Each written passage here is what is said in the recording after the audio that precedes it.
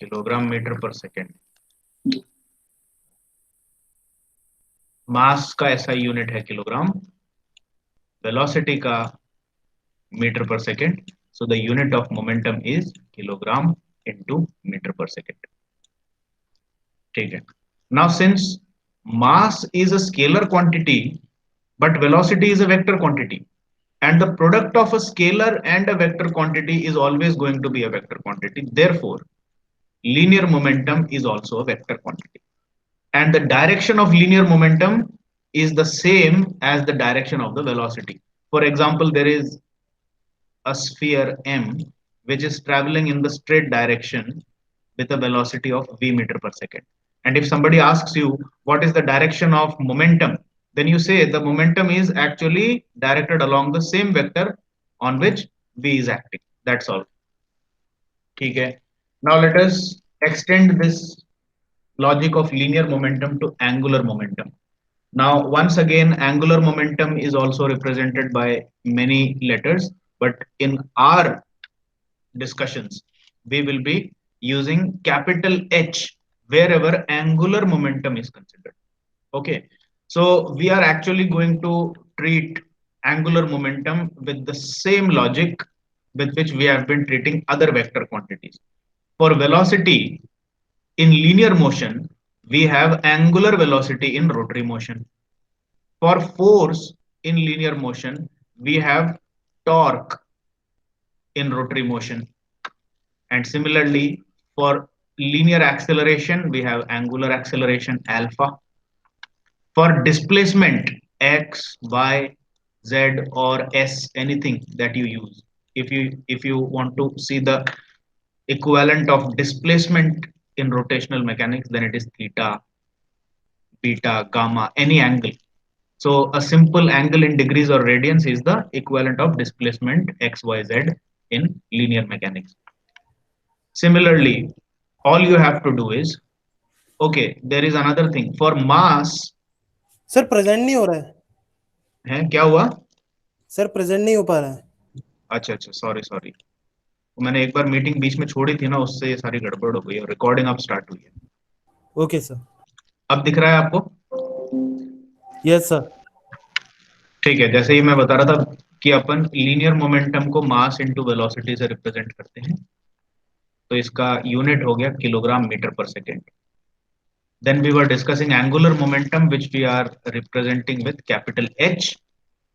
और angular momentum का अगर आपको फॉर्मूला निकालना है तो आप वैसा ही इक्विवेलेंस ले लीजिए जो कि आप लीनियर और रोटरी के लिए लेते थे। वेलोसिटी का ओमेगा है रोटरी में, फोर्स का टॉर्क है, लीनियर एक्सेलरेशन का एंगुलर एक्सेलरेशन है, डिस्प्लेसमेंट का थीटा है, मास का क्या है जरा बताइए, what is the equivalent of mass in linear motion when you are dealing with rotary motion? Rotary motion में मास की जगह क्या लेते हैं? आई। आई लेते हैं, मोमेंट ऑफ इनर्शिया। ठीक है, अब आप इन चीजों को देख लो। अगर लीनियर मोशन में if we are talking about linear momentum, then it is mass into velocity. So when it comes to rotary motion, h should be given by mass has to be replaced with moment of inertia and velocity has to be replaced by omega. So I into omega is angular momentum. ठीक है, but one thing has to be uh, typically learned regarding angular momentum. Angular momentum is also a vector quantity, but the direction of angular momentum is a little bit difficult to understand. सबसे पहली बात तो अपन को ये समझना होता है कि यहाँ पर h के नीचे मैंने एक सफिक्स क्यों लगा रखा है। ये देखो, zero, because this is not a zero, this is alphabet O. So h suffix O equal to I suffix O into omega. What is the significance of this O? Because angular momentum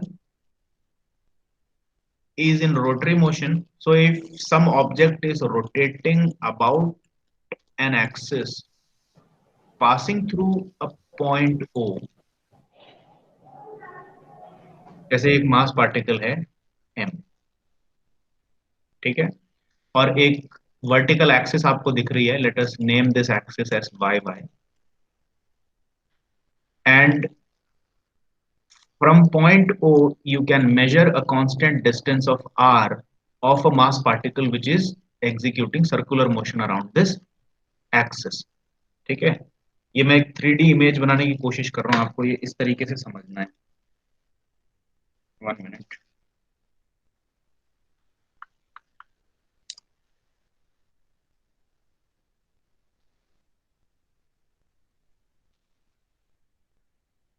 तो सबसे पहले तो ये बताओ, what is the moment of inertia of this mass particle m about the axis y y। तो अब मैं इसको किसी भी तरीके से लिख सकता हूं, since o is the point lying on the plane of the rotation, या तो मैं इस मोमेंट ऑफ इनर्शिया को ऐसे लिख सकता हूं कि moment of inertia about point o, या फिर मैं एक्सिस के टर्म्स में लिख सकता हूं moment of inertia about axis y y। दोनों वैलिड है, तो इसीलिए यहां पर o सफिक्स यूज किया गया है। ठीक है, तो एंगुलर मोमेंटम को अपन लीनियर मोमेंटम की तरह आसानी से नहीं समझ सकते कि भाई ठीक है लीनियर मोमेंटम के m और v को रिप्लेस कर दिया तो एंगुलर मोमेंटम हो गया। आपको एक्चुअली फिजिकल उसका कॉन्सेप्ट भी पता होना चाहिए कि भाई एंगुलर मोमेंटम आता कब है, किस केस में उसको काउंट किया जाता है। और आगे जाके अपन ये भी डिस्कस करेंगे कि अगर एक ऑब्जर्वर किसी पॉइंट पे बैठा है ओ पॉइंट पे, और अगर एक ऑब्जेक्ट सीधे चल रही है, मास है m, और वो v वेलोसिटी से उस ऑब्जर्वर के सामने से स्ट्रेट लाइन पे निकल जाए, तो भी इसका एंगुलर मोमेंटम निकलता है। वेरी सरप्राइजिंग एंड थोड़ा सा डिस्टर्बिंग सा भी लगता है यार, अब ये क्या मतलब हो गया, रोटेशन भी नहीं हो रहा, सीधे सीधे चल रहा है और आप बोल रहे हो कि इसका एंगुलर मोमेंटम भी है। Yes, there is an angular momentum of any particle traveling in a straight line also, but we will come to that later. Let us understand the concept of angular momentum for pure rotary motion first. तो एक axis है y y, उस axis पे एक point है, और उस point से r डिस्टेंस पर एक मास है, perpendicular obviously, so you have to take a perpendicular distance like this, और ये मास m पार्टिकल है और वो यहाँ रोटरी मोशन कर रहा है कांस्टेंट r के रेडियस पे। तो सबसे पहले आप मेरे को बताओ व्हाट इज आई ओ और I Y Y. Half M R square. M R square हो गया। तो अब आपको ये पता लग गया कि ये जो आई नॉट लिखा हुआ है, ये अगर किसी क्वेश्चन में निकालने को आ जाए तो आपको करना क्या है, you simply have to find the moment of inertia of the mass about the given axis और about the given point.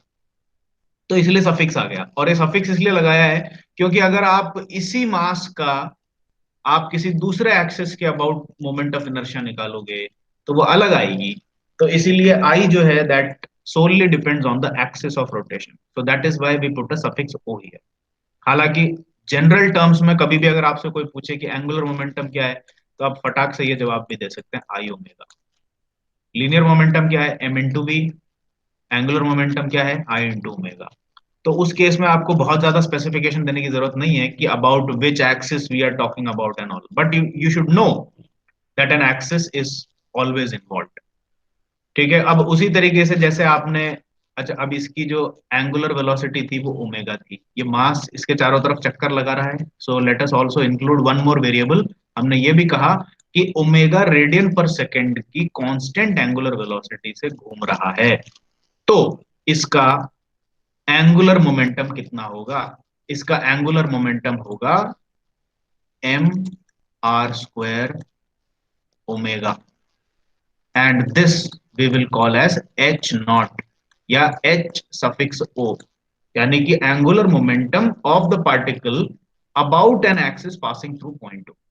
This is how you calculate angular momentum. अब अपन आते हैं इंपल्स पे। ठीक है, इंपल्स सबसे पहले आपको यह भी समझना होगा कि इंपल्स अपन निकालते क्यों। अच्छा पहले देखते हैं इंपल्स की डेफिनेशन क्या है। If a force acts on a body for a certain duration of time, we can define a term called as impulse। तो मतलब आप इंपल्स को डिफाइन ही कब करते हैं, जब किसी बॉडी पे कोई फोर्स कुछ टाइम तक एक्ट करती है तो।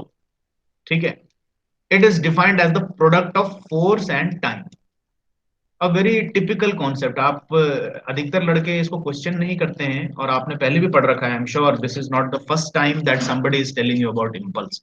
impulse आपने पहले भी पढ़ा हुआ है, you know the term, you even know that it is the product of force and time, but I doubt that anybody has questioned his teacher or questioned the concept of impulse कि भाई क्या है क्या ये, क्यों कर रहे हो फोर्स को टाइम से मल्टीप्लाई?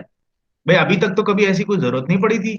फोर्स लग रहा है, फोर्स का आपने वर्क निकाला है, एनर्जी निकाली है, ये सारे काम किए हैं, सब आपको कन्वेंशंस आते हैं, नेगेटिव पॉजिटिव कब लेना है, सब कुछ पता है फोर्स के बारे में। अब आप एक नया कॉन्सेप्ट क्यों इंट्रोड्यूस कर रहे हो, इम्पल्स, और जिसमें आप बोल रहे हो कि जो आज तक कभी नहीं किया, फोर्स को टाइम से मल्टीप्लाई कर रहे हो? What is the logic behind this? इसका लॉजिक अभी आपको थोड़ी देर में क्लियर हो जाएगा कि ये इम्पल्स का जो टर्म है ये आता कहां से है। पहले अपन ये समझते हैं कि ये तो समझ में आ गया, इम्पल्स को अपन अब आई से रिप्रेजेंट करेंगे, and I is nothing but force into delta T. Delta T मतलब कोई छोटा टाइम नहीं है, it can be a large amount of time. 1 घंटा भी हो सकता है, 2 घंटा, 4 घंटा, 4 दिन भी हो सकता है। तो किसी बॉडी पे अगर कोई फोर्स 1 साल से लगी पड़ी है तो उसका इम्पल्स कितना होगा? Force multiplied by the time of 1 year. Yes, so please remove the notion from your mind that the time has to be a very small duration. लेकिन जनरली अपन इम्पल्स को जहां पर अप्लाई करते हैं वहां पर पाया यह जाता है कि टाइम बहुत छोटा है। जैसे कि एक बॉल फेंकी गई एक बैट्समैन की तरफ, and the batsman hit the ball. तो इसमें इम्पल्स क्या निकला कि बॉल है और बैट है, बैट और बॉल के बीच में कितने टाइम तक कांटेक्ट रहता है? जीरो तो नहीं है, ऑब्वियसली बात, सीधी सी बात है। लेकिन अगर आप इसको बहुत ही स्लो मोशन में देखोगे तो यू विल एक्चुअली फाइंड कि बॉल और बैट आपस में कांटेक्ट पे कम से कम भी तो 0.2 से लेकर के 0.4 सेकेंड्स के लिए रह सकते हैं कांटेक्ट में, sometimes even less than 0.2 seconds. But generally you will find that there is an actual time duration which can be measured using available technology, for which the ball and bat are remaining in contact, or you can say the time duration for which the bat is continuously applying a force on the ball. तो अब यहां पर एक concept आ गया कि क्या किसी object पे किसी फोर्स को लगा के दिखा देने मात्र से उसकी सारी मैकेनिक्स कैप्चर हो गई क्या? नहीं हुई। कोई ऑब्जेक्ट है, मैंने कहा कि मैंने इस पे एक फोर्स लगाया, जैसे बॉल है, मैंने कहा कि मैंने बैट से इस पे 10 न्यूटन का फोर्स लगाया और ये बॉल छक्के की बाउंड्री पे चली गई। अब इसमें बात यह आती है कि ये बॉल एक्चुअली कितनी दूर जाएगी वो इस पे निर्भर नहीं कर रहा कि आपने 10 न्यूटन का फोर्स लगाया। ये इस पे भी निर्भर कर रहा है कि ये 10 न्यूटन का फोर्स इस पे कितनी देर तक लगा रहा, and that is where the concept of impulse comes in. तो जब तक टाइम के रेस्पेक्ट में आप काइनेटिक्स की प्रॉब्लम्स को नहीं लेते तब तक तो इम्पल्स की कोई जरूरत नहीं पड़ती। But as soon as you start seeing the problems of kinetics from a perspective of time, कि भाई फोर्स किसी ऑब्जेक्ट पे कितने देर तक लगे, तो अब इसको समझते हैं कि 10 न्यूटन की फोर्स अगर मैं 1 सेकंड तक लगाए रखूं तो ये बॉल कितनी दूर जाएगी, और अगर यही बॉल ले लूं और वही फोर्स ले लूं 10 न्यूटन की, और इस पे अब ये फोर्स जो है मैं 1 सेकंड ना लगा करके मात्र 0.1 सेकंड के लिए लगाऊं और एकदम से हटा लूं 10 न्यूटन को। अब आपसे अगर ये पूछा जाए कि इन दोनों बॉलों में से कौन सी बॉल ज्यादा दूर जाएगी, ऑब्वियसली आंसर आएगा ये वाली बॉल ज्यादा दूर जाएगी जिसपे 1 सेकंड तक आपने 10 न्यूटन का फोर्स लगाया। क्योंकि जितनी देर तक आप किसी फोर्स को लगाए रखते हो उस ऑब्जेक्ट का मोमेंटम उतना ही बढ़ता चला जाता है। और मोमेंटम बढ़ने का मतलब क्या है? मास तो कांस्टेंट है, उसकी वेलोसिटी बढ़ती चली जाएगी, और अगर ज्यादा वेलोसिटी से प्रोजेक्टाइल को फेंकोगे तो ये प्रोजेक्टाइल छक्के की बाउंड्री से कितनी दूर और जाएगी इसका निर्धारण इससे होगा। तो 1 सेकंड तक लगा करके छोड़ी गई बॉल इतनी दूर गई प्रोजेक्टाइल मोशन से, और 0.1 सेकंड से तक वही सेम 10 न्यूटन फोर्स उसी सेम बॉल पे लगेगी तो ये शायद इतनी दूर जाएगी।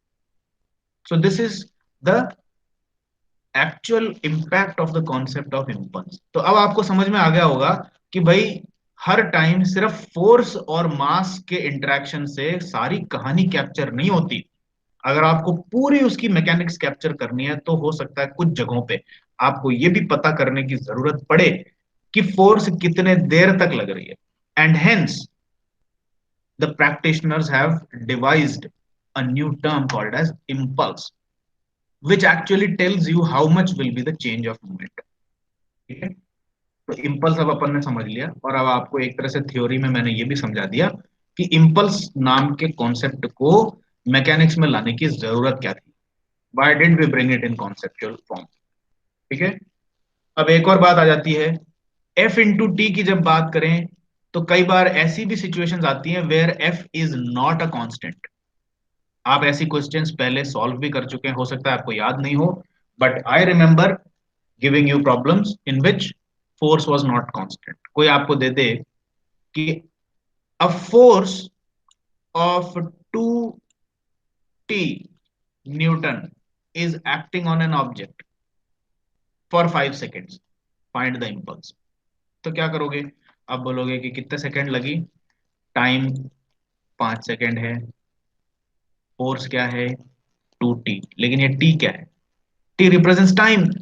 तो इसका मतलब ये फोर्स ऐसी है जो समय बीतने के साथ कांस्टेंट नहीं है, इट इज चेंजिंग।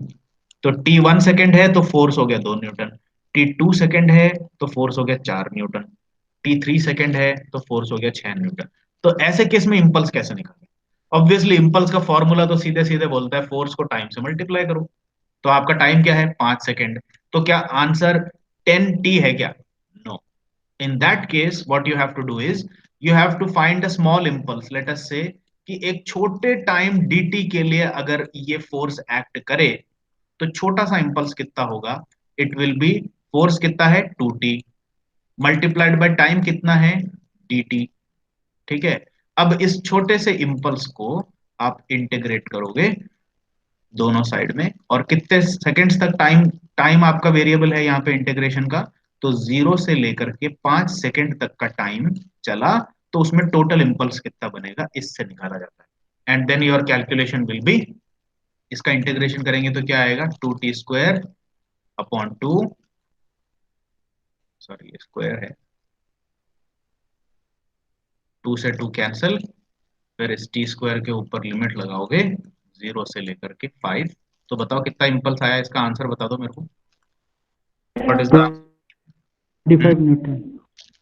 25 यूनिट बताओ, 25 न्यूटन। यूनिट क्या है इंपल्स की? Newton metre, newton second. Newton into second. ठीक है, इस तरीके से निकालते हैं इंपल्स अगर फोर्स कांस्टेंट नहीं है तो। अगर आपको कोई कहे कि 4 न्यूटन की फोर्स 3 सेकंड तक लगी, इंपल्स कितना है, what is the impulse? 12. 12 Newton second, answer सीधे आ गया। उस केस में सीधे प्रोडक्ट होगा। So when force is constant you simply multiply time with force. When force is variable like this, which is a function of time or something else, then you have to perform an integration like this to get the total value of impulse। ठीक है, ये graph सिर्फ इतना सा बता रहा है कि अगर ऐसे वेरिएबल फोर्स आ जाए तो इंपल्स कैसे निकाली जाती है, फोर्स और टाइम के ग्राफ का जो एरिया है, और एरिया का मतलब क्या है, इंटीग्रेशन और कुछ नहीं। ठीक है, उससे निकलता है। So this area is nothing but the result of this integration, that's all. ये इसकी मैथमेटिक्स होगी। तो अब आपको इंपल्स का मतलब समझ में आ गया, इंपल्स का फॉर्मूला पता लग गया, इंपल्स का ये फॉर्मूला या ये फॉर्मूला कौन से केस में अप्लाई करना है ये भी समझ में आ गया, और इंपल्स का एक्चुअल लॉजिक क्या है, आई होप आपको ये भी समझ में आ गया। ठीक है, now once you have understood the concept of impulse, अच्छा एक बात बताओ, इंपल्स वेक्टर है कि स्केलर है? आपका मन क्या कहता है, या लॉजिक क्या कहता है, is it a vector quantity और अ स्केलर क्वांटिटी?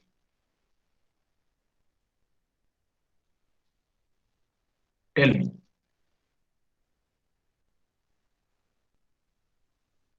कोई भी बोलो।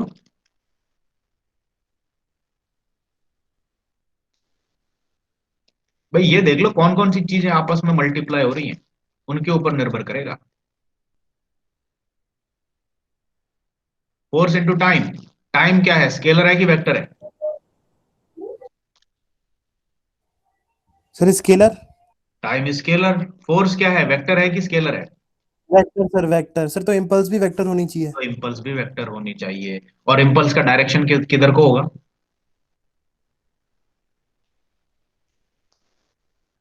इंपल्स का डायरेक्शन वही होगा जहां फोर्स का डायरेक्शन, जिधर को फोर्स लग रही है वहीं इंपल्स लग रही होगी, क्योंकि वेक्टर तो फोर्स है ना। और फोर्स ही बताएगा दिशा, टाइम का तो कोई दिशा है नहीं, ठीक है। Yes sir. And now, since we have understood the concept of impulse, it is easy for us to create a concept of angular impulse also. तो angular impulse क्या है? किसी ऑब्जेक्ट पे कोई टॉर्क लग रही है, लेट अस से सम टॉर्क ऑफ टॉ, या तो टॉ से रिप्रेजेंट कर लो, कुछ जगहों पे सिर्फ कैपिटल टी भी लिख दिया जाता है टॉर्क के लिए, और कुछ जगहों पे torque is expressed as a moment. And since torque rotation cause करता है, तो वापस से वही कॉन्सेप्ट आ गया कि किसी पॉइंट ओ के about. So let us take a point O about which a moment is acting. अब की बार ये रोटेशन ऑब्जेक्ट जो है, ऑब्जेक्ट को नहीं दिखाया जा रहा है, या अगर ऑब्जेक्ट को भी दिखाना है तो आप एक ऑब्जेक्ट ऐसे बना लो, चलो let us make a disc, जिससे कि आपका कंफ्यूजन नहीं रहे कि ये क्या हवा में क्या रोटेशन हो रहा है। So I made a disk, the central axis is shown here, and the point where the axis intersects on the center of the disk is represented by point O. तो अब अपन ये कह सकते हैं कि the disk is rotating about point O, or you can say that the disk is rotating about y axis. दोनों बात एक ही चीज को इंडिकेट करती है। अब इस रोटेशन को कॉज करने वाले टॉर्क को आपने पकड़ा और कहा कि why is the disk rotating? Because a constant torque or a constant moment was acting about point O on the disk, not on point O. The moment is acting on an object which possesses some mass. तो मास तो disc में है, और disc के ऊपर moment लगाया जा रहा है, लेकिन ये मोमेंट का रोटेशन इफेक्ट किस एक्सेस के अबाउट आ रहा है, वाई वाई के अबाउट या ओ के अबाउट, तो इसीलिए मोमेंट पे ओ सफिक्स लगा दिया। अब जिस तरीके से linear impulse is simply the product of force and time, तो टाइम तो वही रहेगा, रोटेशन हो चाहे लीनियर मोशन हो, टाइम का कोई ऑल्टरनेटिव तो है नहीं, टाइम तो टाइम है। तो टाइम को तो ऐसे ही रख लो, फोर्स को किससे रिप्लेस करोगे रोटरी मोशन के लिए, मोमेंट से रिप्लेस करोगे या टॉर्क से रिप्लेस करोगे। So basically if somebody asks you what is angular impulse, तो आपका आंसर होगा लो साहब, it is simply product of torque और moment and time. Force and time के प्रोडक्ट को मोमेंट एंड टाइम से रिप्लेस कर दो तो एंगुलर इंपल्स आ जाएगी, ठीक है। This is M O, time तो टाइम है, तो ये डेल्टा टी या टी रहेगा, जो भी कह लो। This is angular impulse. और एंगुलर इंपल्स का यूनिट बताओ मेरे को कोई, what is the unit of angular impulse? Somebody give me the right answer for SI units.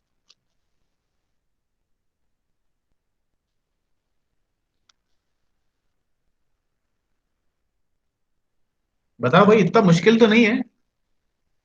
Sir Newton metre second. बस, मोमेंट या टॉर्क की यूनिट न्यूटन मीटर है, टाइम की सेकंड है, मल्टीप्लाई कर दो सबको, Newton metre second is the unit of angular impulse, Newton metre second. अच्छा एक चीज और, one more very important thing, many of you still write second as S E C, ये आदत अब आप सुधारो। मैं आपको बता दूं, आप तो अभी स्टूडेंट हो, लेकिन even after getting into the teaching profession for many years, I also use this SEC to represent seconds. The correct SI representation of seconds is small s, not even capital S, small s. अच्छा, आप अगर small s को ऐसे नहीं लिखना चाहते तो कम से कम एक छोटा s ऐसे तो बना दो। So this should be the representative alphabet for time in SI units, ठीक है। Never write SEC। कोई अगर खड़ूस प्रोफेसर आपकी कॉपी चेक करे तो इसके भी नंबर काट सकता है आपके, कि ये सेक पता नहीं इनको कौन से टीचर ने सिखा दिया, इंजीनियरिंग के स्टूडेंट अभी भी सेक लिख रहे हैं। So don't write sec, if you want to abbreviate it as the small alphabet s, ठीक है। अगेन ये इंटीग्रल का क्या कॉन्सेप्ट है ये भी आपको समझ में आ गया, इसमें कोई तकलीफ नहीं होनी चाहिए, मेरे को कुछ समझाना भी नहीं पड़ना चाहिए। क्यों? क्योंकि अगर आपका टॉर्क कांस्टेंट नहीं है, ये अगर एम ओ सपोज इस पे एक्ट तो कर रहा है, लेकिन it is given by some formula, let us say 10t³ time का फंक्शन दे दिया +3, कुछ भी हो सकता है, वेरिएबल मोमेंट, वेरिएबल फोर्स, कुछ वो टाइम का फंक्शन कुछ भी बन के आ सकती है, it could be anything, it could be any polynomial. तो उस केस में इंपल्स या एंगुलर इंपल्स कैसे निकाली जाएगी? You have to integrate the whole thing from t1 to t2, तब जाकर के टोटल इंपल्स निकलेगा आपका इसका, अगर मोमेंट कांस्टेंट नहीं है तो।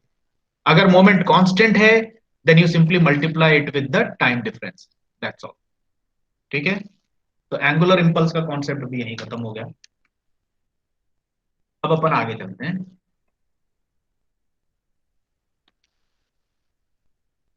Principle of momentum for a particle and rigid body.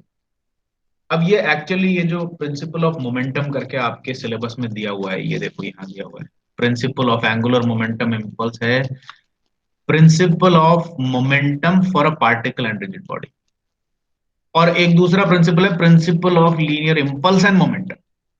So basically यहां पर एक छोटा सा कंफ्यूजन है, और बिल्कुल एक जैसे सुनाई देने वाले दो प्रिंसिपल हैं जिसमें कि आपको कंफ्यूजन हो सकता है। So you should pay attention to what is being asked. देखो मैं आपको बताता हूं कि इसमें क्या स्टेटमेंट है, आई टेल यू।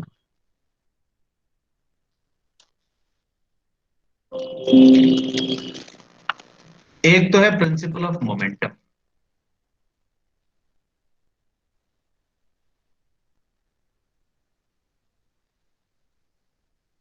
और एक है principle of impulse and momentum,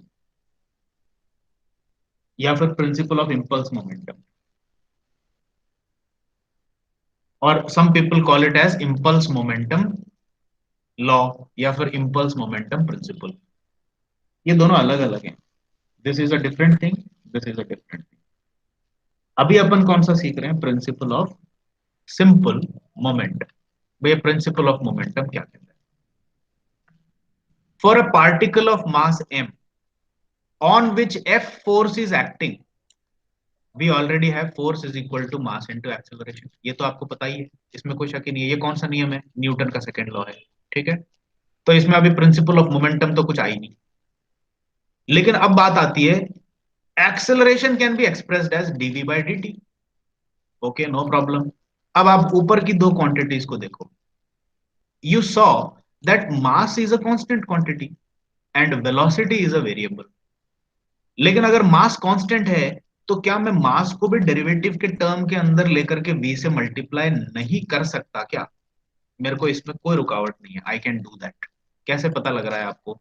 for example, if somebody says 2 into dv by dt, क्या मैं इसको d by dt of 2v नहीं लिख सकता क्या? आप बता दो, लिख सकता हूं कि नहीं लिख सकता? जी सर। क्या फर्क पड़ेगा? टू कांस्टेंट है, जैसे ही मैंने देखा d by D t of two v करना है तो मैं टू को वैसे ही बाहर ले लूंगा और उसके बाद d by D t of v कर दूंगा, वही सेम चीज आ गई। तो इस लॉजिक के चलते we can take mass inside if it is a constant. ठीक है, and now what is the product of mass and velocity? It is momentum p। तो इसीलिए basically your force comes out to be the rate of change of momentum। And you will be surprise to know कि न्यूटन ने जो actual अपने शब्दों में express किया था सेकेंड लॉ ऑफ न्यूटन को, वो कभी एक्सेलरेशन की उसने बात करी नहीं, वो तो इंटरप्रिटेशन था एक्चुअली। तो ये जो स्टेटमेंट ऑफ प्रिंसिपल है इसको कैसे स्टेट करेंगे? अपन ने ये देखा कि force is equal to mass into acceleration की बजाय मैं force is equal to rate of change of momentum भी लिख सकता हूं। तो अब इसका स्टेटमेंट इसी से बन गया, the resultant of all forces acting on a body, अगर आप सारे रिजल्टेंट ऑफ फोर्सेस को F मान के चलें, is equal to the rate of change of momentum। This is the statement of what we know as the principle of momentum। Principle of momentum का statement क्या है? It is simply the statement saying that the net resultant force acting on an object is nothing but equal to the rate of change of its momentum। अब momentum के terms में बात कर ली तो principle of momentum कह दिया। So can I say that principle of momentum is nothing new but a restatement of the old, centuries old Newton's second law. It is basically an alternative statement of Newton's second law, और कुछ भी नहीं है ये, इसमें आपको कुछ भी नया नहीं पता है, सिर्फ रीएडजस्टमेंट है, you see. And now you should remember कि ये जो प्रिंसिपल है ये सिर्फ कांस्टेंट मास के लिए नहीं, वेरिएबल मास के लिए भी एप्लीकेबल है, ठीक है। That is what you have to remember, even if mass is variable, still the net resultant force is d of mv by dt। ये m को तो बाद में बाहर लिया गया था, लेकिन हमको रटा हुआ है ये m इंटू ए करने की आदत है, तो इसलिए मैंने आपको रिवर्स में करके दिखाया। न्यूटन ने तो अपनी बात ही यहां से स्टार्ट की थी, न्यूटन ने एक्सेलरेशन की बात ही नहीं की। न्यूटन ने कहा कि एक ऑब्जेक्ट अगर v वेलोसिटी से चल रहा हो और उसका मास m हो तो उसका मोमेंटम m इंटू वी होता है। लेकिन अगर समय के बीतने के साथ साथ ये मोमेंटम अगर चेंज हो रही है समय के साथ, तो आप d by D t of m भी निकाल सकते हैं। तो न्यूटन ने कहा कि ये जो change, rate of change of momentum है, इससे आपको पता लग जाएगा कि उस पर कितना बल लग रहा है। ये था न्यूटन का स्टेटमेंट, उसने एक्सेलरेशन कभी बात ही नहीं की। अब एक्सेलरेशन वगैरह तो हमने उसका ऑपरेशन करके निकाला है। हमने कहा कि अगर मास कांस्टेंट है तो m into d v by D t हो जाएगा, और डीवी बाई डी टी तो अरे वाह ये तो एक्सेलरेशन है, तो इसको m इंटू ए लिख दिया। और अब हम लोग अपनी सारी जनरेशन को यही सिखाते हैं, f is equal to m a, f is equal to m a. But the story started with momentum. तो प्रिंसिपल ऑफ मोमेंटम जो है, that was actually Newton second law, ठीक है। अब ये भी आपको समझ में आ गया है। The above principle can be stated for angular momentum in rotational motion also. अब इसमें कोई दिक्कत नहीं है, देख लो वापस से वही कहानी आ गई। किसी बॉडी का मोमेंट ऑफ इनर्शिया किसी एक्सिस या ओ के अबाउट आई नॉट था, उस ऑब्जेक्ट पे ओ ही पॉइंट के अबाउट आपने एक moment, rotary moment am not लगाया, तो उसमें अल्फा का एंगुलर एक्सेलरेशन प्रोड्यूस हो गया। तो हम कहते हैं न्यूटन के सेकेंड लॉ से रोटरी मोशन में torque is equal to I naught into alpha. But again alpha is nothing but the rate of change of angular velocity, तो D omega by D T है।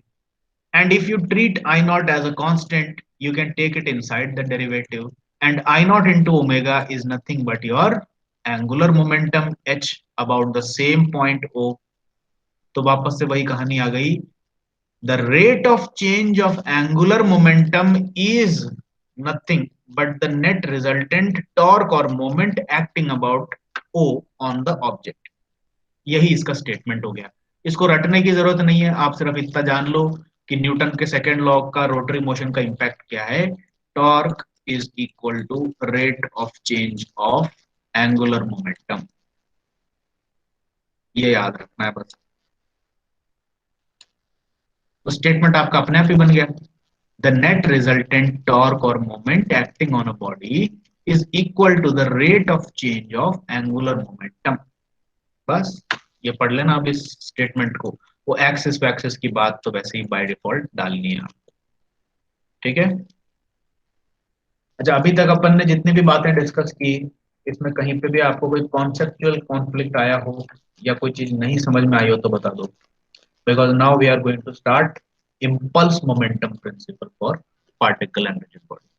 अभी तक की सारी बातें क्लियर हो गई, क्या क्या अपन ने डिस्कस कर लिया मैं आपको एक बार बता देता हूं, ताकि आप ये ना सोचते रहो कि यार क्या क्या बताया। अभी लीनियर मोमेंटम की बात की, पहला टॉपिक अपन ने अभी आज जो पढ़ा दैट इज लीनियर मोमेंटम। फटाक से रिवाइज करें इसको, लीनियर मोमेंटम को किस से रिप्रेजेंट कर रहे हैं अपन, we are representing it with P. What is P? Product of mass and velocity, ठीक है। Second thing was angular momentum. Angular momentum को किस चीज से रिप्रेजेंट कर रहे हैं? एच से रिप्रेजेंट कर रहे हैं। एच क्या चीज है? प्रोडक्ट बताइए क्या है, what is the formula for H? I omega. I omega. अब वो एक्सिस की बात जब आ जाएगी तो आप ये बात करोगे कि कौन सा एक्सिस है, या तो h y y i Y y लिख लो, और you write it as H not equal to I not omega. अब ये ओ भी पॉइंट को आपने ओ नाम दिया है इसीलिए ओ लिख रहे हैं, वरना ये कोई जरूरी नहीं है कि हमेशा ओ ही आएगा। अब अगर मैं कोई ऑब्जेक्ट ले लूं और उसके सेंटर पॉइंट को ओ बोलने की बजाय के बोलने, तो यहाँ पर क्या आएगा, एच के इक्वल टू आई के इंटू ओमेगा। बस। तो ये अपना चॉइस है कि आप पॉइंट्स को, एक्सेस को क्या नाम देते हो। और बाय डिफॉल्ट जो सेंटर पॉइंट होता है उसको ओ, ओरिजिन को ओ ये बोलने की आदत है अपनी, तो इसीलिए अपन उसको प्रैक्टिस में ले लेते हैं, और कुछ नहीं है ये। ठीक है। एंगुलर मोमेंटम के बाद में फिर अपन ने इम्पल्स की बात की। इम्पल्स को, लीनियर इम्पल्स को आई से रिप्रेजेंट कर रहे हैं। आई क्या है, फोर्स इनटू टाइम, और टू बी मोर प्रिसाइज क्योंकि टाइम तो एक वेरिएबल दिखता है, तो इसीलिए it's better to represent it as force into time duration delta t. But in no way this delta t represents d t. ये delta t जो है this is not equal to d t, please remember. ठीक है। Not always, it can be d t but it is not compulsorily D T. It is simply representing a time interval. जैसे 1 second से 10 second तक लगी तो delta T कितना हो गया, 10 - 1, 9 सेकेंड हो गया। ये है बस। ठीक है। फिर अपन ने एंगुलर इंपल्स पढ़ा। एंगुलर इंपल्स का क्या फॉर्मूला है, एंगुलर इंपल्स के लिए फोर्स को रिप्लेस कर दोगे टॉर्क से, टाइम वही रहेगा डेल्टा टी। टॉर्क को टॉ लिखने की बजाय एम नॉट लिख दो या एम लिख दो, वही सेम चीज है। This is angular impulse. फिर आपने पढ़ा next thing that you studies was principal of momentum and principal of angular momentum. Principal of momentum क्या कहता है कि rate of change of momentum with respect to time is the resultant force acting on the object। अब उसी तरीके से principal of angular momentum क्या कहता है, the rate of change of angular momentum with respect to time must be the resultant moment or torque acting on the object।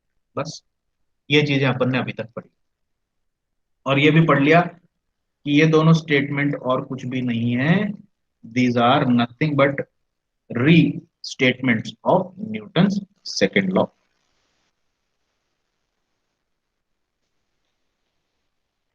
अब नया पढ़ने जा रहे हैं अपन,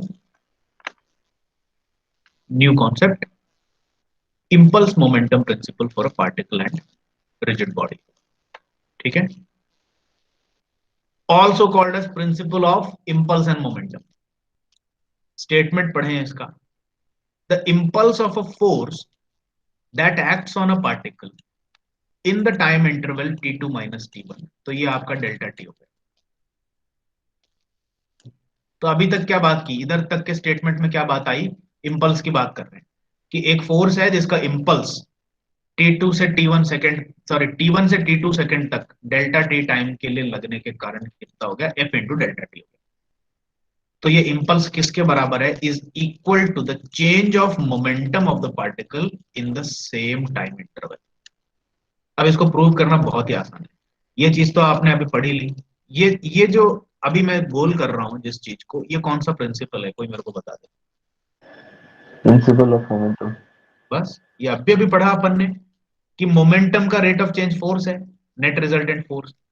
तो अब आप क्या कर रहे हो, इस डेल डी टी को ले जाके उधर मल्टीप्लाई कर दो, तो ये क्या हो गया, एफ इंटू डी टी हो गया। अब बताओ एफ इंटू डी टी क्या है, what is F into, impulse है। ठीक है। अब ये डी एम वी यहां पर रह गया। अब अगर आप थोड़े टाइम के लिए एम को कांस्टेंट मान लो तो एम इंटू डी बी हो गया राइट साइड में। अब ये देखो F into D T equal to M into D V था। Now you want to integrate it from T1 to T2। तो मतलब आपने कहा कि फोर्स जो है वो T1 सेकंड से T2 सेकंड तक ऑब्जेक्ट पर लगी, तो इंपल्स कितना हुआ, ये हुआ। तो अगर T1 सेकंड्स पर ऑब्जेक्ट की वेलोसिटी v1 थी और T2 सेकंड्स पर ऑब्जेक्ट की वेलोसिटी v2 थी, ये वेलोसिटी क्यों ले रहे हैं, क्योंकि राइट साइड में इंटीग्रेशन का वेरिएबल वेलोसिटी है, तो आप टाइम का इंटीग्रेशन नहीं कर सकते, यहां पे वेलोसिटी का इंटीग्रेशन करना पड़ेगा। तो यहां पर आपका वेरिएबल dt था, तो टाइम का इंटीग्रेशन होगा। तो बस सिंपल सी बात हो गई, आपने कहा T1 पे कितनी वेलोसिटी थी v1, T2 पे कितनी थी v2, तो इंटीग्रेशन dv का क्या होगा, v1 से v2 तक होगा। अब आप इसका इंटीग्रेशन कर लो, ये तो इम्पल्स की इम्पल्स रही, ये तो इम्पल्स का फॉर्मूला ही है, I equal to integral of this करके आपने स्टार्टिंग में देखा ही था। ये रहा, ये रहा, ये तो इम्पल्स है ही, ठीक है। तो general impulse is equal to change of momentum, that's all. D v का इंटीग्रेशन प्रॉपर हो जाएगा, डीवी का वेरिएबल वी बन जाएगा, वी के ऊपर आप लिमिट लगाओगे, यहाँ पर एम है, लिमिट लगाओगे v1 से लेकर के v2 तक, तो ये क्या बन जाएगी, mv2 माइनस mv1। तो यानी कि फाइनल स्टेट में कितनी मोमेंटम है और इनिशियल स्टेट में कितनी मोमेंटम थी, इन दोनों का डिफरेंस जो है ये इंपल्स के बराबर है। और अब आपको यही सेम चीज मैंने थोड़ा सा याद करके रखो, तो मैंने आज starting at the beginning of the lecture I told you about the concept of a cricket ball that goes larger distance when the same force acts for 10 seconds or 1 second, and the same cricket ball will go to a smaller distance if the time duration of acting of the force is only 0.1 second। तो इससे क्या फर्क पड़ा, अगर मैं impulse को बढ़ाता हूं तो आपका ये डिफरेंस बढ़ जाएगा। भाई इनिशियल मोमेंटम तो कांस्टेंट रख लो, चलो mv1, तो ये डिफरेंस बढ़ेगा, इसका मतलब है mv2 बढ़ जाएगा। यानी कि नेट रिजल्टेंट ये होगा कि ज्यादा इंपल्स देने से या फोर्स को ज्यादा टाइम तक लगाने से फाइनल मोमेंटम बढ़ जाती है। तो अगर वेलोसिटी ज्यादा हो गई या मोमेंटम उसमें ज्यादा होगा तो वो ज्यादा दूर जाएगा। दैट इज द कॉन्सेप्ट, ठीक है। तो इंपल्स मोमेंटम प्रिंसिपल क्या कहता है, ये सिर्फ इतना स्टेटमेंट अब वापस से पढ़ लो। इम्पल्स ऑफ अ फोर्स, अब ये आप इसको भी चाहो तो गायब कर सकते हो, on a particle time interval delta t t2 minus, इसको भी खत्म कर दो, make it more simple. Impulse of a force acting on a body is equal to change in its momentum, बस, स्वीट एंड सिंपल, छोटा simple सा definition, यही यहां पर बोल रहा है।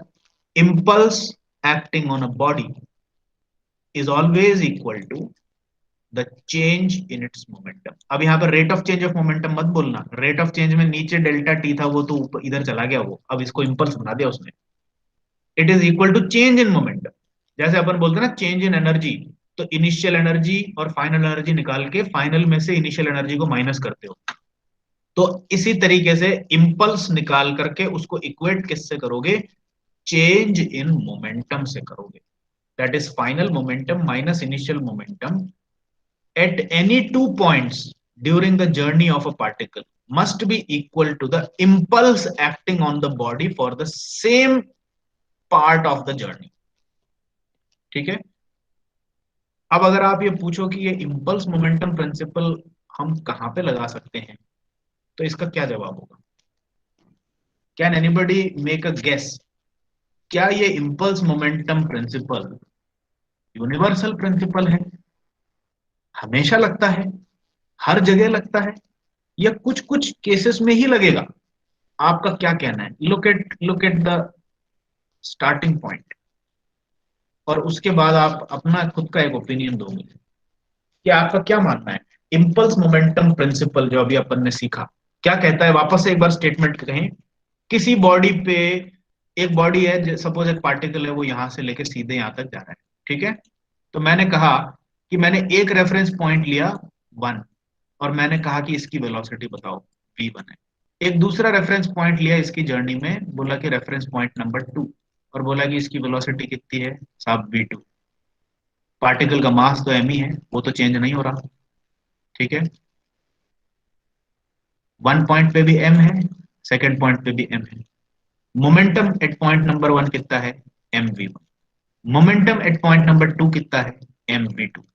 इन दोनों के बीच में डिफरेंस कितना है, mv2 माइनस v1, ठीक है, कोई दिक्कत नहीं है। इंपल्स मोमेंटम प्रिंसिपल ये कहता है कि the difference between the momentum at any two locations during the journey of the particle must be equal to the impulse acting between these 2 points, यानी कि 1 से लेकर 2 तक के बीच में जो इंपल्स एक्ट कर रहा है। अब ये कैसे निकालेंगे इंपल्स, आपको ये भी बताना पड़ेगा कि 1 पॉइंट पे टाइम कितना है t1, सेकेंड पॉइंट पे कितना टाइम है t2। अब t1 और t2 पता लग जाए तो इंपल्स कैसे पता लगेगा, F D T integral t1 to t2 से इंपल्स पता लगेगा।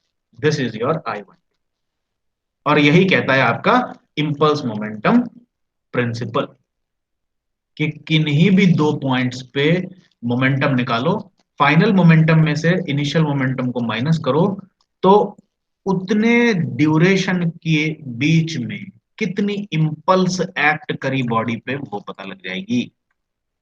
उल्टा भी कह सकते हो कि अगर फर्स्ट पॉइंट से सेकंड पॉइंट के बीच में मैंने इतना इंपल्स लगाया तो उसकी मोमेंटम में कितना चेंज होगा ये मैं पता लगा लूंगा। This is the statement of impulse momentum principle. Now, before closing this lecture, all I want you to tell me is whether this is a universal principle applicable on all points everywhere in the universe, पानी में, हवा में, ब्रह्मांड में, खाली space में, vacuum में, क्या ये हर जगह एप्लीकेबल है या कुछ स्पेसिफिक केसेस पे ही एप्लीकेबल है? What is your opinion? Specific case पे ही है। It is applicable everywhere, any time. आपने अभी तक नहीं लगाया क्योंकि आपसे लगवाया नहीं गया, लेकिन अगर आप चाहते तो जहां पे आपकी काइनेटिक्स का पहला न्यूमेरिकल स्टार्ट हुआ है वहां पर अगर आपको सफिशिएंट डेटा अगर दिया जाए तो उस प्रॉब्लम में भी आप ये लगा सकते हो। क्योंकि आप ये देखो ना, ये स्टार्ट कहां से हो रहा है। इसीलिए मैंने आपको ये गोल करके बताया था कि look at this equation, this is the originator of this whole derivation. dmv by dt क्या है? Mass into acceleration equal to f. अब मेरे को ये बताओ, f equal to m a किसी स्पेसिफिक केस पे एप्लीकेबल है या पूरे ब्रह्मांड में हर जगह हर किसी केस में एप्लीकेबल है? Universal sir. It is a universal principle. आप इसको सिंगल ऑब्जेक्ट्स के लिए लगा सकते हो, रिजिड बॉडीज के लिए लगा सकते हो, पार्टिकल्स के लिए लगा सकते हो। You can apply impulse momentum principle for complete system. You can apply it on the entire universe. You can apply it on electrons, protons, neutrons. किसी भी वस्तु पे जिस पे मास है उस पे हर जगह, छोटा बड़ा सिस्टम, इंडिविजुअल, रिजिड बॉडी, हर चीज पे इंपल्स मोमेंटम प्रिंसिपल एप्लीकेबल है। तो इसको लगाने के लिए आपको कभी भी एक सेकंड का भी विचार नहीं करना है। कोई से भी दो रेफरेंस पॉइंट पे मोमेंटम मिल रही हो, टाइम दे रखा हो, इंपल्स लगा करके फटाक से इक्वेट कर सकते हो। Nobody will stop you. ठीक है, this is a very important principle and in further numericals we will be using it. अब एक काम करो, this principle can be extended to rotational motion too. ये मैं आपको कल नहीं पढ़ाऊंगा, ये आप खुद पढ़ेंगे, मैं आपको नोट भेजूंगा। तो जिस तरीके से ये आपने समझ लिया, मेरे को नहीं लगता कि इतना सा और समझने में आपको कोई प्रॉब्लम होनी चाहिए। In the next class we will directly come to principle of conservation of momentum. ठीक है, ये देख लो, angular impulse integral of M naught D T into 1 to 2। ठीक है, ये हो जाएगा, ये t1 to t2 है। तो एंगुलर इंपल्स किसके बराबर होगा? चेंज इन एंगुलर मोमेंटम के बराबर होगा। बस सेम चीज आएगी, आपको इसमें ज्यादा दिमाग ही नहीं लगाना है। अगर आपको कभी एंगुलर की बातें पूछ ली जाए तो लीनियर की चीजें याद करके चले जाओ, और जहां जहां पर भी लीनियर आ रहा है उन सब जगह पे एफ की जगह पे एम नॉट लगा दो, मास की जगह पे आई नॉट लगा दो, वेलोसिटी की जगह पे ओमेगा लगा दो। बस सारी चीजें अपने आप ही डिराइव हो जाएगी आपकी। सारे लगाते चलो सब चीजों की तरफ। तो इसके बाद एंगुलर के लिए अपन कोई चीज डिफाइन नहीं करेंगे, ये आपको अब वैसे ही याद हो जाना चाहिए और इसका स्टेटमेंट भी अपने आप पता होना चाहिए। So read it on your own. इतना सा चीज आपको होमवर्क में दे रहा हूं एक दिन के लिए। नेक्स्ट क्लास में we will start with principle of conservation of momentum. इसमें भी कोई ज्यादा चीज नहीं है, this is also very simple, लेकिन खैर we will continue with that. I will take your attendance